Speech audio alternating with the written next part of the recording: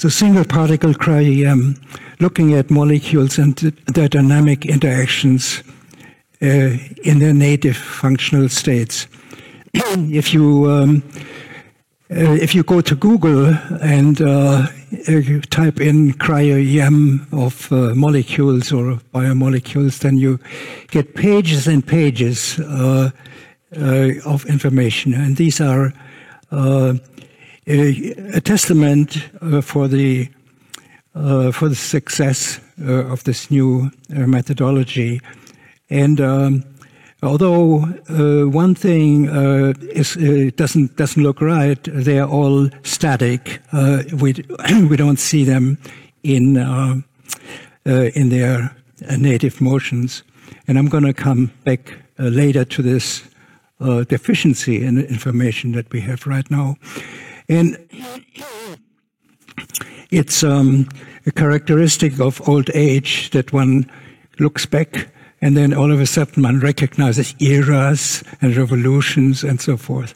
And all these things escape you when you grow up. So in the past, I can recognize three revolutions. One is the single particle reconstruction that I have very strongly contributed to. So this is essentially a software contribution because there was no cryo-EM. The only way of getting contrast for molecules was by negative staining. And then the second revolution was frozen hydrated sample preparation, which really established cryo-EM as we know it. That was essentially between 1981 and 1986 when it became really popular.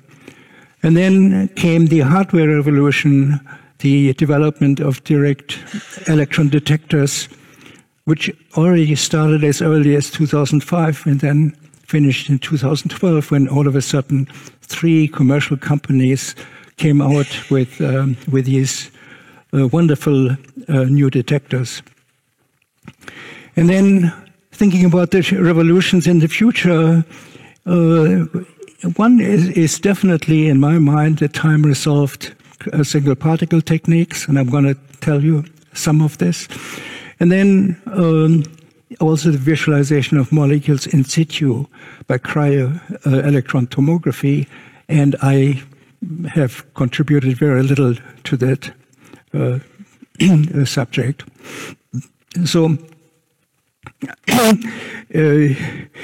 in the first of these revolutions, which led to the adoption of single particle techniques, the very concept of structure was generalized and freed from the necessity of crystallization.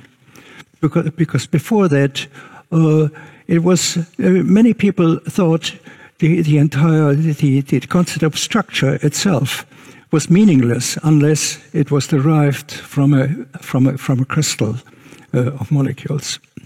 And the second mode of sample preparation was invented that kept the molecule in its native hydrated state.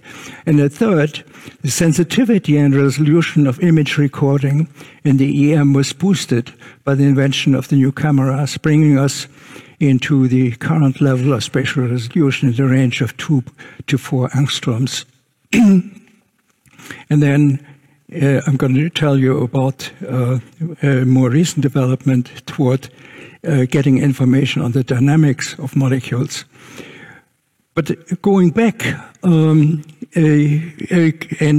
looking at the origin of this wonderful new instrument, the electron microscope, it goes all the way back to Ernst Ruska in 1931, who received the Nobel Prize in 1986.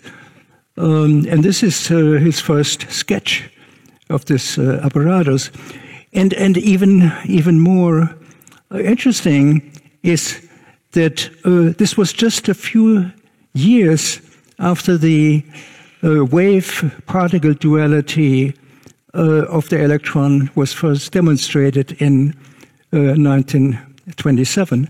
I find it almost inconceivable that 4 years later we already have an instrument that is able to use this wave nature of electrons in order to image very, very small molecules.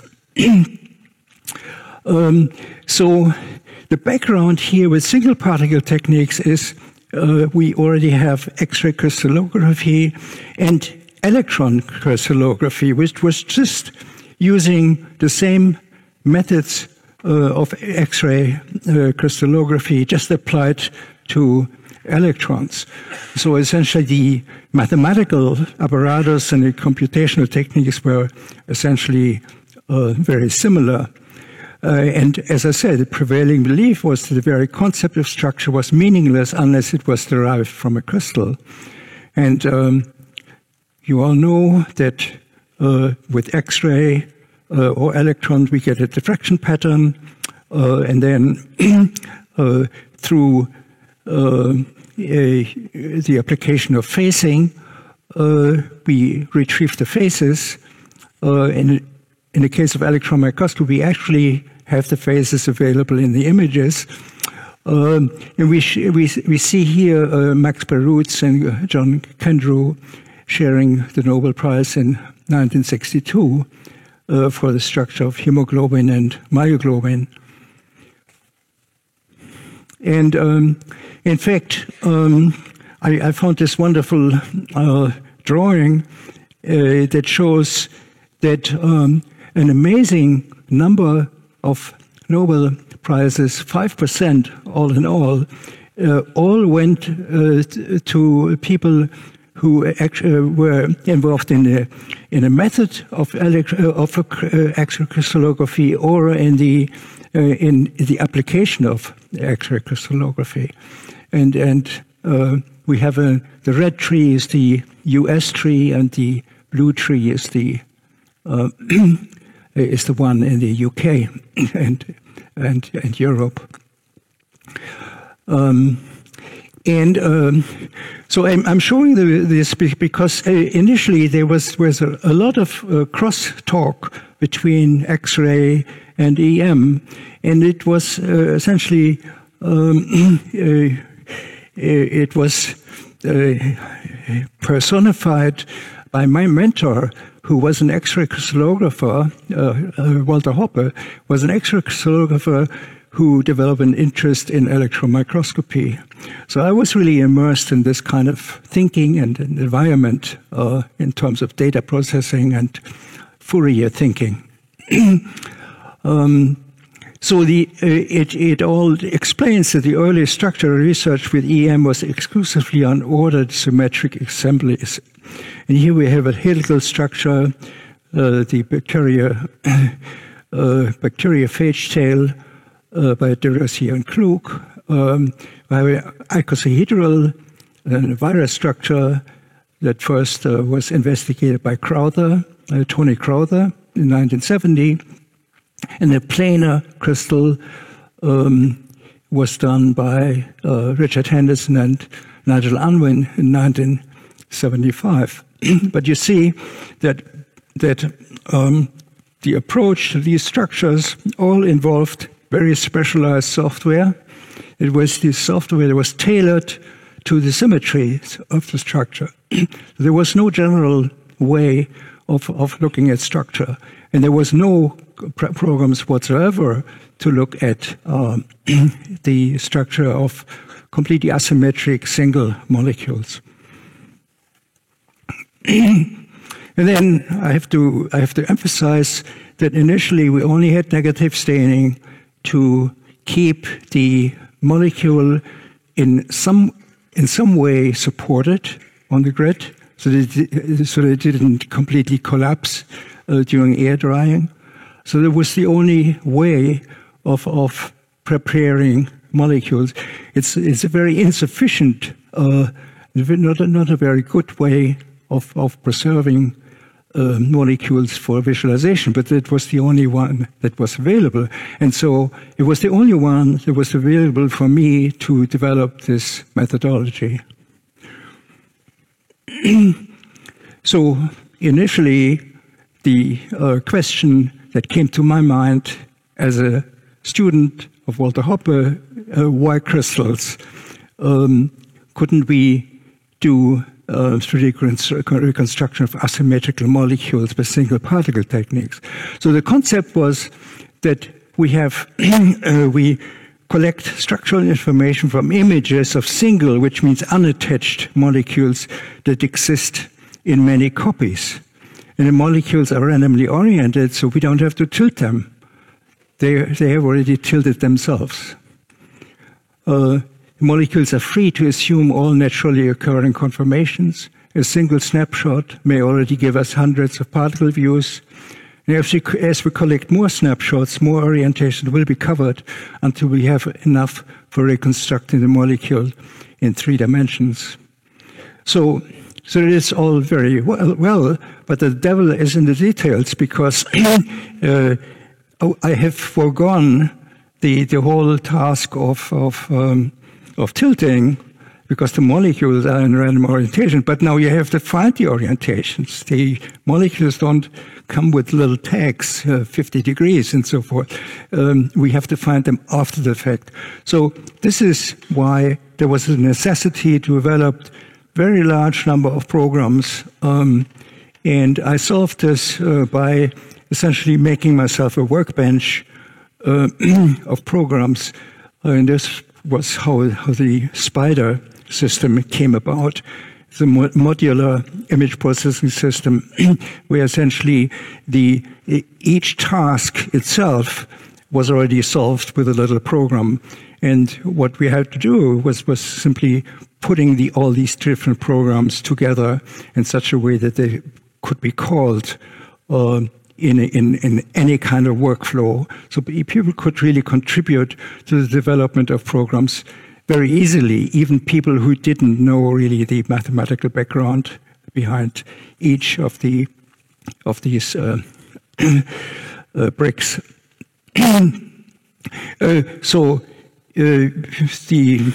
In very coarse, in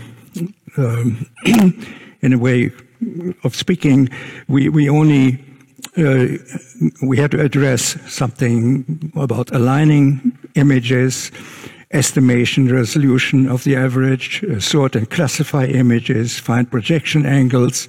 That was the most important thing. And then reconstruct in 3 dimensions from a completely general geometry. All this didn't exist before, and that was really where all the work went.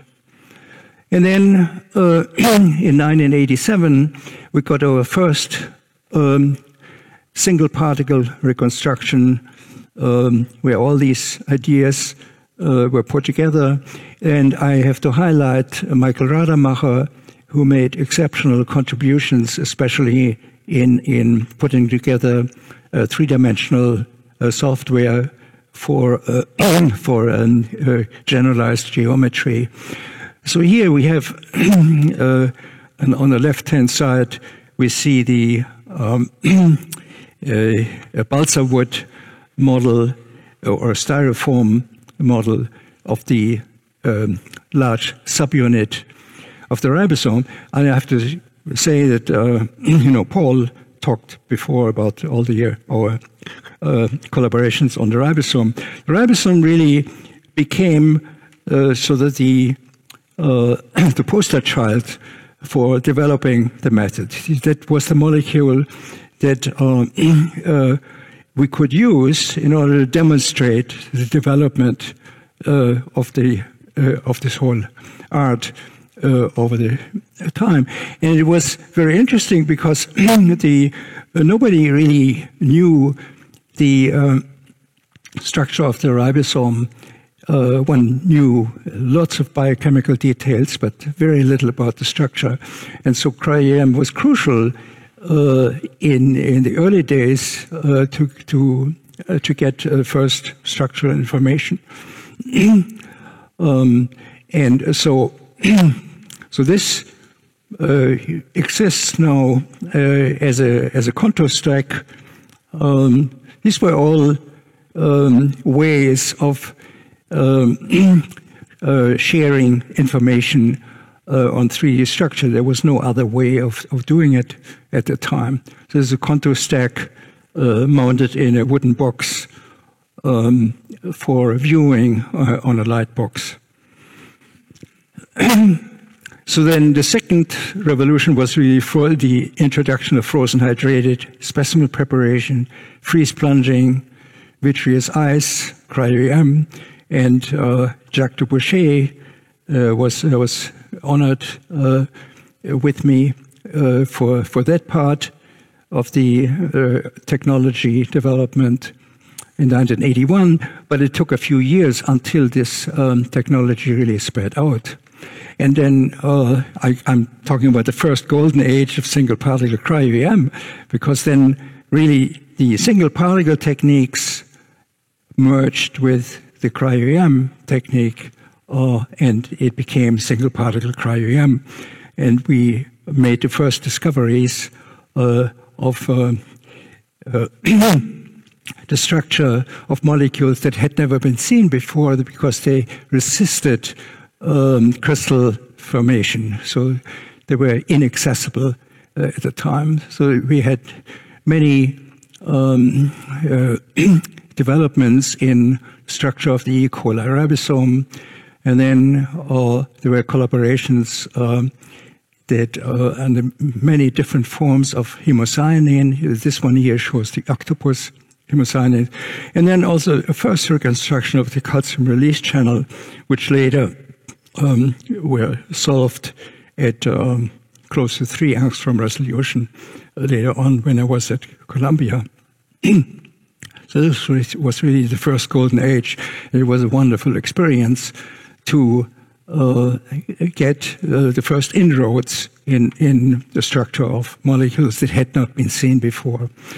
And so going along with the ribosome, there were many functional states, and we were able to get all the different intermediates by using some kind of chemical intervention. So we were able to arrest the ribosome with its ligands at crucial stages of the elongation cycle. So we were able to come up with a cycle already in 1998.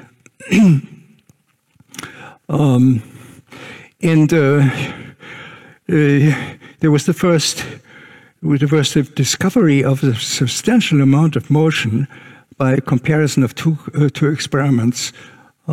This was the legendary ratchet-like motion of the ribosome, and later on this was discovered to be absolutely crucial for translocation of mRNA and tRNA during the elongation cycle. So it was our first discovery in 2000. But this involved 2 experiments and some kind of an inference that how they were related to one another. There was not really truly an experiment that gave us the motion right away.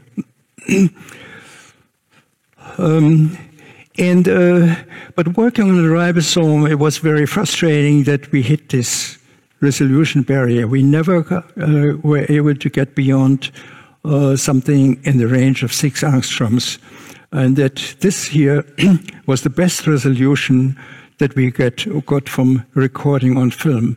It was 5.5 angstrom, and the reason was really that the cameras or any kind of recording from the electron microscope was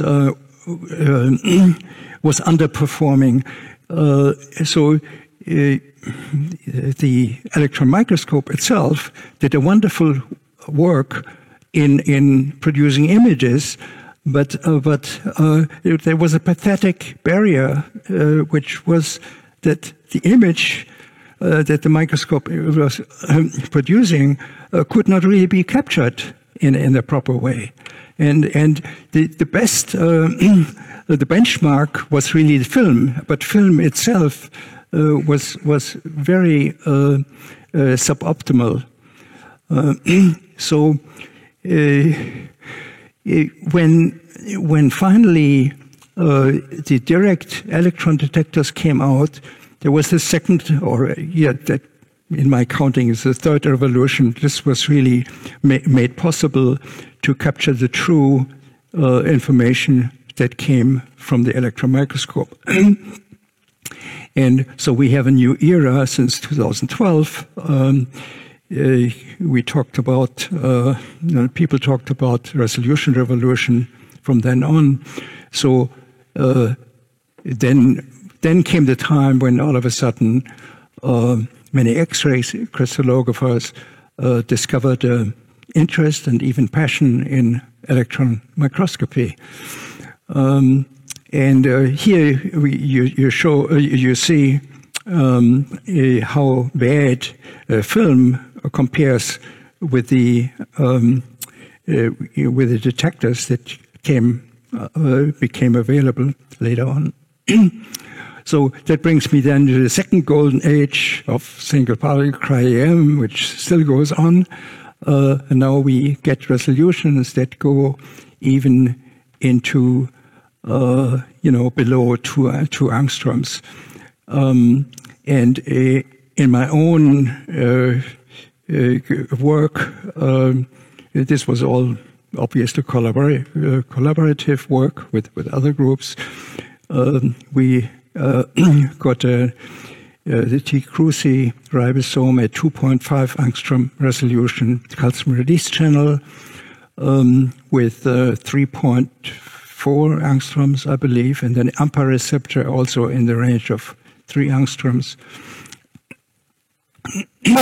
And so it was just incredible to see how far we had gone at this time. To be able to see base pairing, to see individual ions, and to look at the individual signatures of amino acids. So I just bring this up here for a moment of contemplation.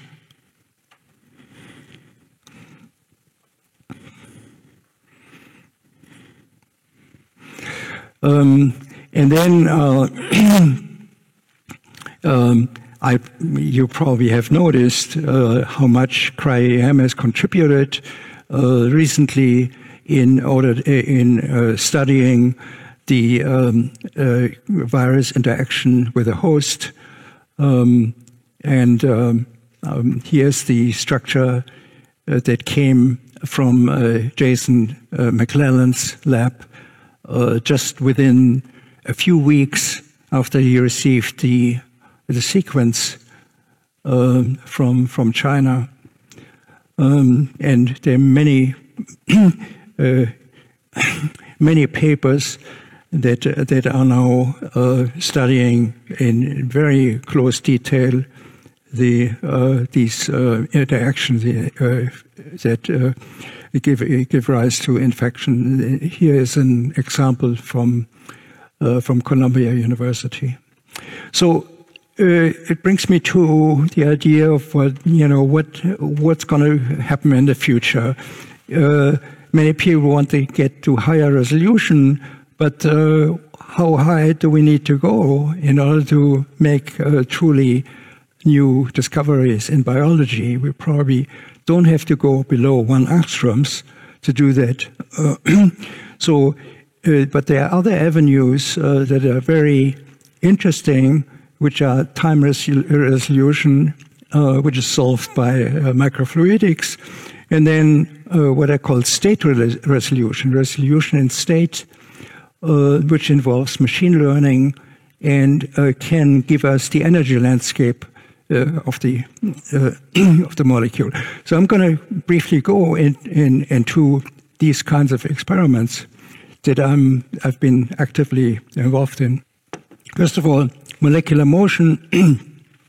As you know, there's a vast range of time, and with time resolution techniques in In cryo-EM, we can really only cover the range of millisecond to, it's like tens of milliseconds to 1,000 milliseconds.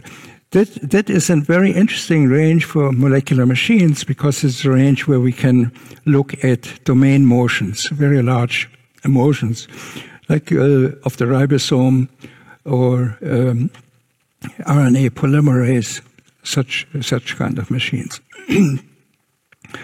And of course, as I told you before, we can obviously infer molecular motion from different experiments, but that is really not a technique that gives us real-time information.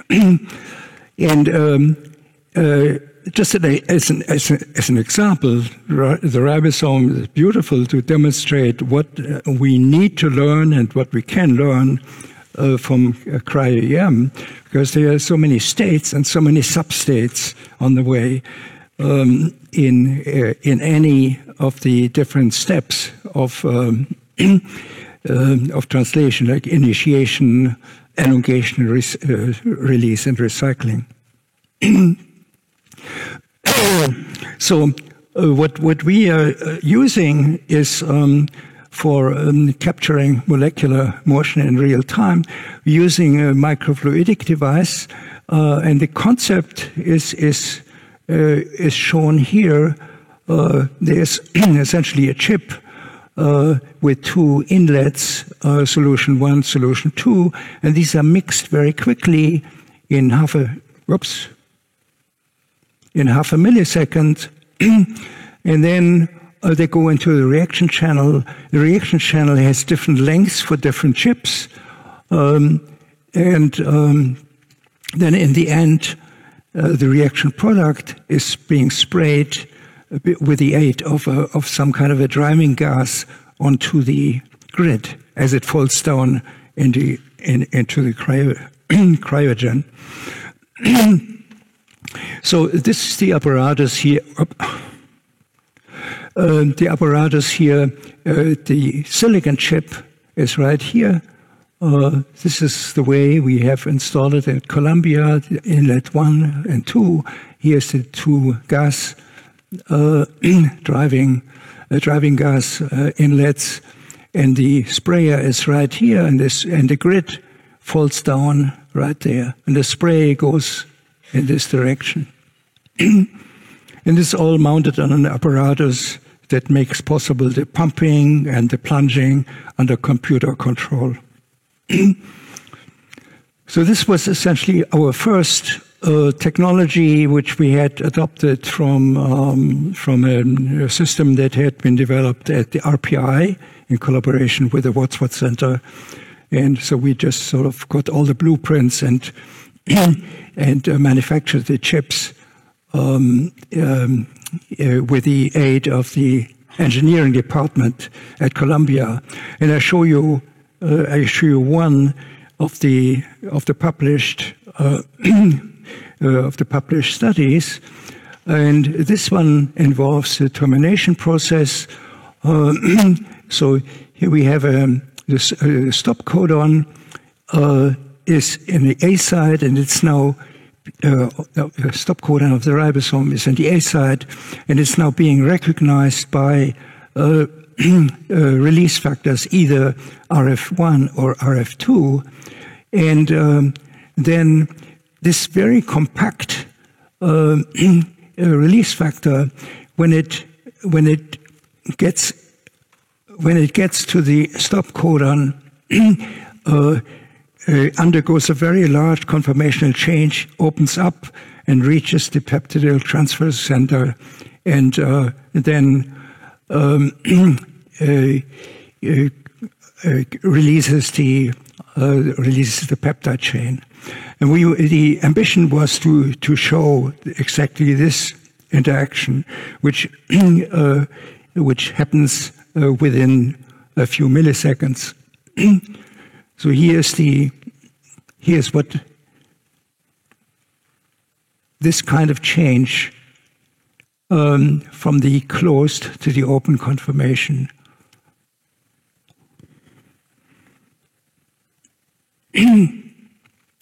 And so this compact state, which the compact molecule reaches the lodges on the stop codon,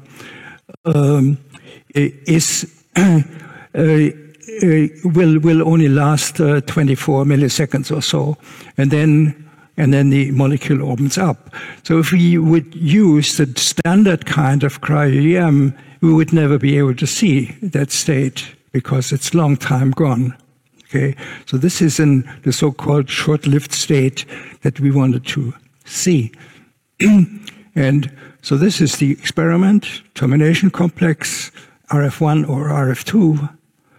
And then we have a compact RF1, and whoops, open RF1.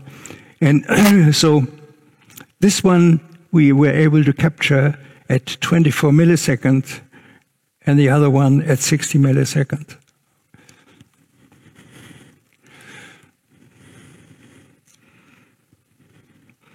And as you see, even though the data collection is more cumbersome because we have to essentially target the places of the droplets on the grid, we are able to get into the normal kinds of resolution range between 3 and 4 angstrom. And so, meanwhile, we developed a new technology, so we no longer use silicon, we use PDMS, which is a plastic. It makes it much easier and it's much cheaper to manufacture. And here are the various details. So this is the fully assembled microfluidic chip. This is a modular assembly in 3 parts. One part is the mixer, and one part is the capillary for reaction, and the third part is the sprayer. And so, because of the modular arrangement, we can really exchange the different systems for different reaction times, or we can exchange the mixer when it gets contaminated and so forth. So it's much easier, much more flexible system. And so I'm showing you one example, one of 3 examples. They're all about to be published. And this one is a time-resolved cryo-EM study of ribosome recycling by HFLX, which is in GTPase. So people in the ribosome field will know that the recycling of ribosomes by splitting the 2 subunits is a normal process that goes on during the whole cycle, and it's catalyzed by RRF in conjunction with EFG. RRF is not a GTPase; it needs another. It needs a GTPase in order to perform its function. So HFLX is a GTPase, and it's performing the function of both RRF and EFG all by itself. And so this is the molecule here. This is the postdoc that has done this, and the postdoc is actually a former a student of my former postdoc Jayati Sengupta, who is probably known here to some people because she has collaborated in a study also with Paul. And this whole system of HFLX bound to the ribosome has been studied by Ning Gao, who is also a former postdoc, who is now in Peking University. And he used a GTP analog to look at this whole process. And he only managed to find the end product. He never found any intermediate product in between. So this is what happens. There's a prematurely terminated ribosome. HFLX is attracted to it and lodges itself in, and then it then activates a splitting of the two subunits. So what we find is when we do the experiment and do the time-resolved study, we used 10 millisecond, 25 millisecond, 140 millisecond. We find different states, and they are distinguished by an opening of the two subunit, the clamshell-like opening of this in 3 different stages. And here I show you this.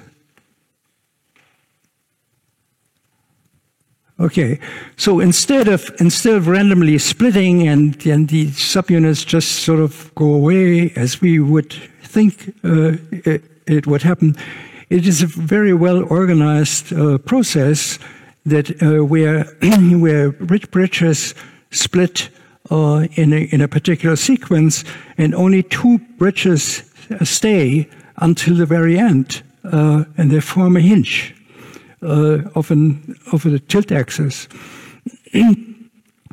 And just to give you an idea of what it means to split the ribosome, you have to deal with all these different intersubunit bridges.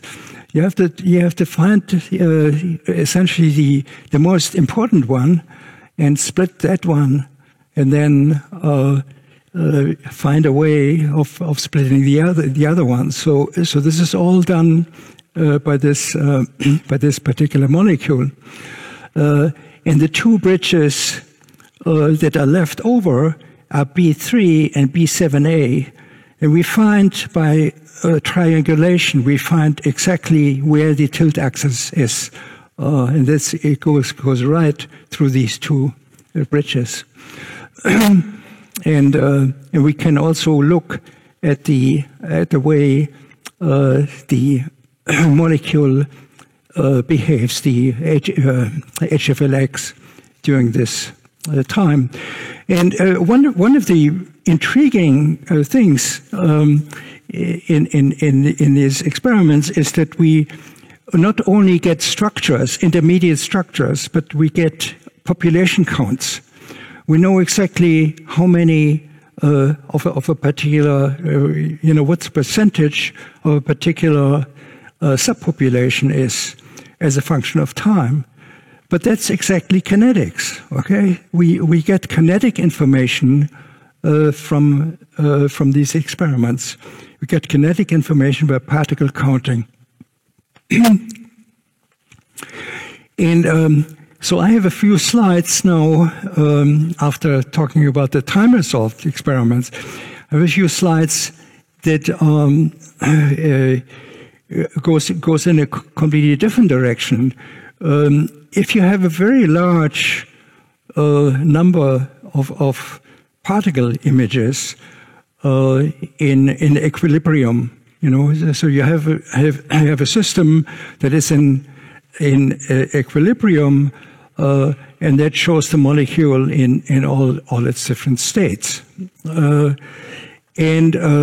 if we have a very large number of these here, then we could think that we really have a continuum of states, because even the states that are not very well populated, we can still count in the end.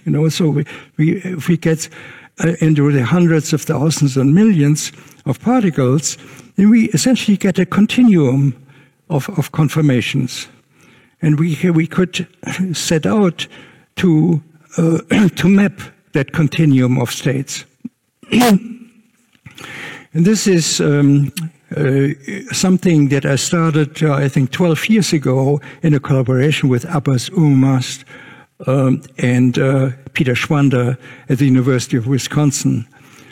And they are whole number of papers that have come out from this now, and I'll just give you sort of the idea. Let's say the ribosome. Of course, the ribosome, because I'm always doing the ribosome. That's our oops. So we have ribosomes that are in all different conformation, in all different viewing directions, and I can just use a way of looking at one of those viewing directions. We can do this by doing the normal cryo-EM data processing that first starts with classification by viewing direction. So I'm simply singling out a particular viewing direction of a particle, like this here. Okay, so that as a given viewing direction. So I'm just ignoring all others.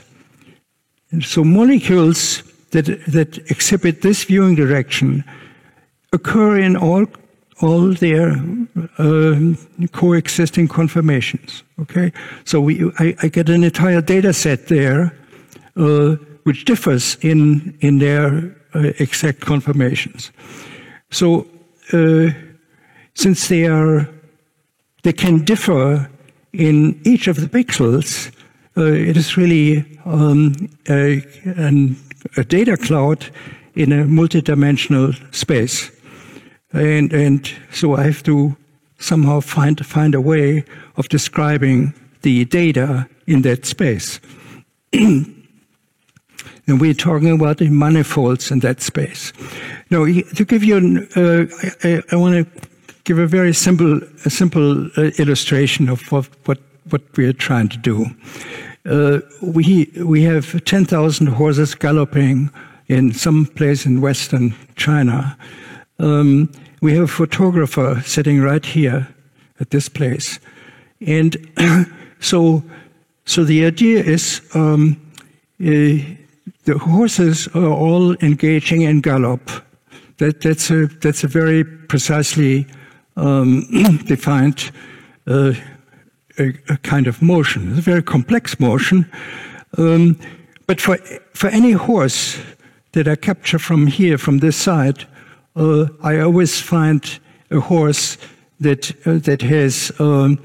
is just a step before that and one behind. Okay, so I can really order all the horses that I see on a photograph from one viewing direction in a particular way, in a similarity way.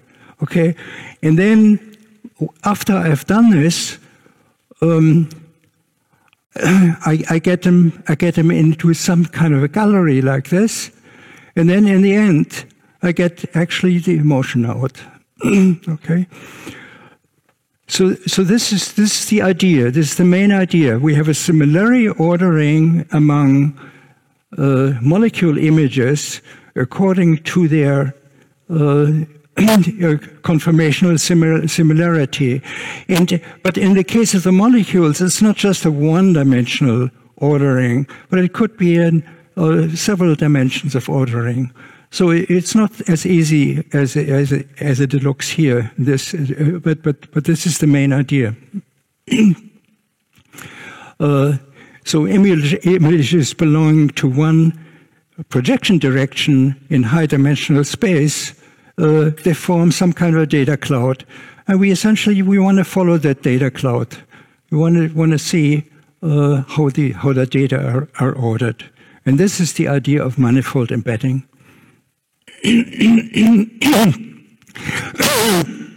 We're not interested in the way they are ordered in this high-dimensional space. We are only interested in the subspace in which they are embedded. Okay, so we want to flatten any data structure into a low-dimensional space, and so then when we've done this, from one viewing direction, we do it from other viewing directions as well. And then in the end, we put all the information that we get together into one consolidated map. And the beauty of this is that in the end, we have a counting of each state. We have a counting how many horses, how many molecules are in a particular state. And if you have a map of these occupancies, then you can transform this by a Boltzmann relationship into a free energy landscape. Okay, so cryo-EM, single particle cryo-EM, is the first comprehensive way of getting of measuring the free energy landscape, essentially without any assumptions. So the applications of this system, which I can only describe in a very cursory way now, because it involves quite a lot of software. The first applications are in the case of ribosome.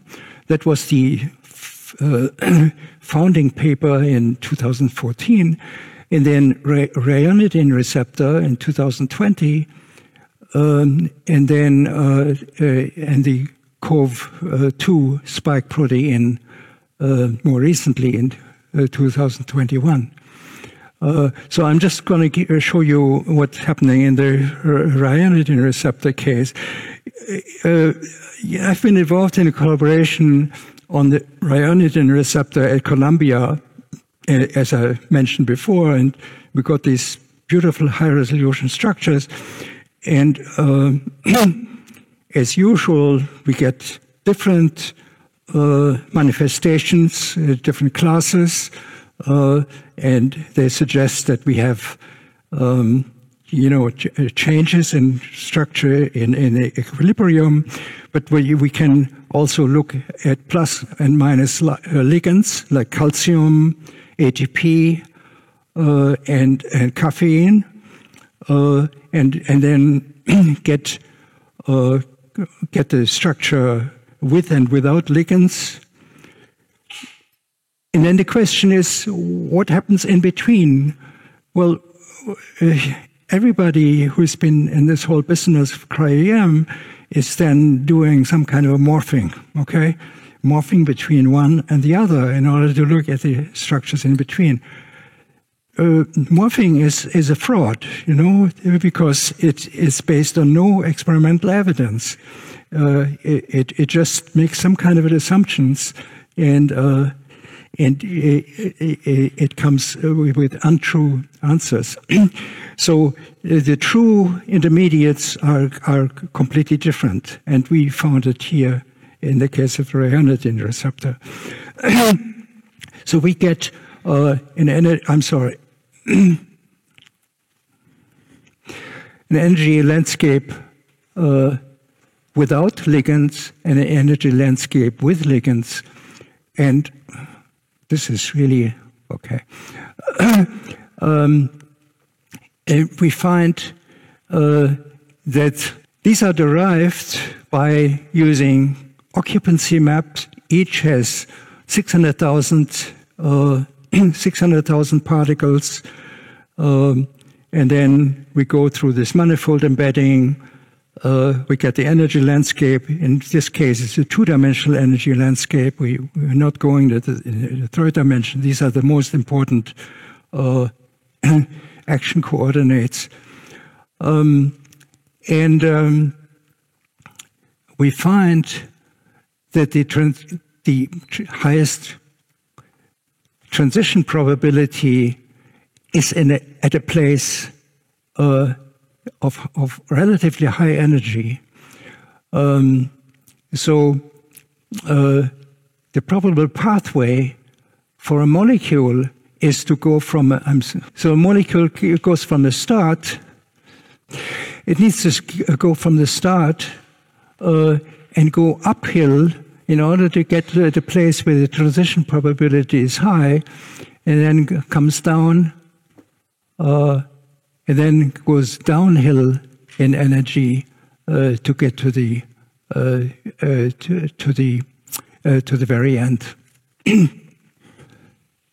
So I sort of gave you a flavor of what can be done nowadays, and I've been essentially limited in the application to molecules because there's only a limited number of molecules that have been imaged in very large data sets.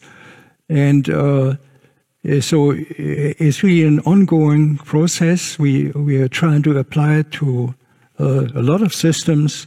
And as you will be able to appreciate, if we get the energy landscape, then we can really, on that basis, predict what the molecule is doing, and we can combine it with molecular dynamics simulations, and we have an unbelievable playground for information. So, in conclusion, cryo-EM is ideally suited to study molecules in the hydrated native state. Reactions can be followed in real time using microfluidics. The time range currently achievable is still narrow, but very well matched with a range of interest for dynamics of the ribosome and other molecular machines. Mixing and reacting prior to deposition on grid allows careful control over the reaction. An inventory of states in a continuum and mapping of the energy landscape from cryo-EM data by machine learning opens a new window in structural research. And at this time, because I've mentioned so much of the history, I'd like to thank all the students that have been working with me and my collaborators. You will see Paul somewhere. And then I always like to thank my wife, who has been with me for, very supportive for the entire time. And it's very difficult with a German professor, really. And here I am in Stockholm. Every Nobel Prize winner is being asked to bring something that is related to the discovery or invention, and I thought it was appropriate to bring this 11-pound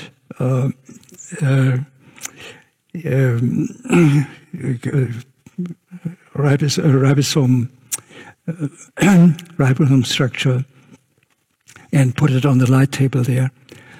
And here we are in February 2018 at Columbia University. And here, this is significant, a picture, because it was in 2021, the first time our group came together again in person after the COVID disaster. And we found it wise not to congregate on the roof of our building because of possible exhausts that come out of there. And instead, we went to the little lighthouse by Washington Bridge. And then, most recently, Columbia University sponsored a very large symposium for me, and Paul was also there, and many of my former collaborators. So, thank you very much.